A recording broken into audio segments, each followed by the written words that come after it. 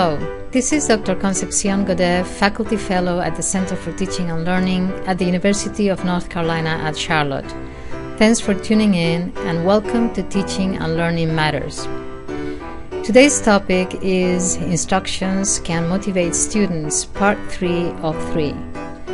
The working definition of instructions for the purpose of today's topic is the same as for Parts 1 and 2, that is, any information that is provided to students with the goal of guiding them.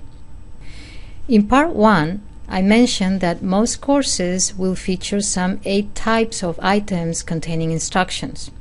For instance, the syllabus, which was discussed in Part 1, daily plan, homework, and assignment instructions, which were discussed in Part 2, and in-class activities, feedback, study guides, exams, and quizzes.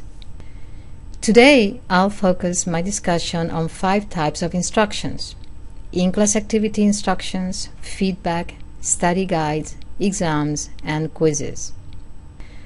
Textbooks often do not provide all the steps involved in the protocol of in-class activities.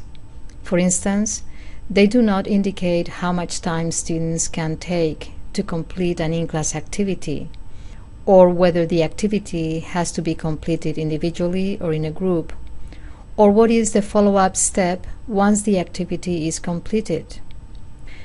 Having students turn to a page or specific material is usually not enough for an in-class activity to proceed smoothly.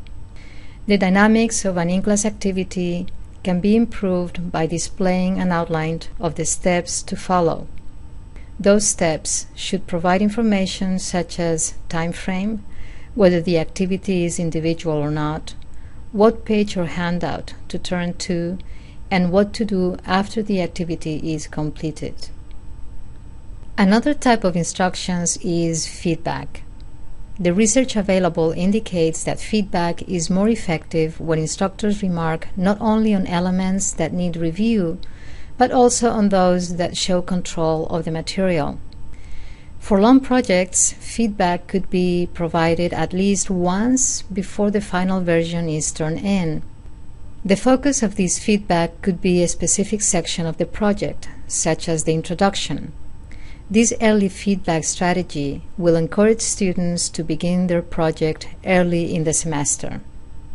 One set of instructions that may really impact students in a positive way is the study guide. There are several types of study guides, but I'll focus on those that relate to exams and quizzes. When I prepare a study guide, I remind myself that exams and quizzes are not events where students should learn new ways of handling the material.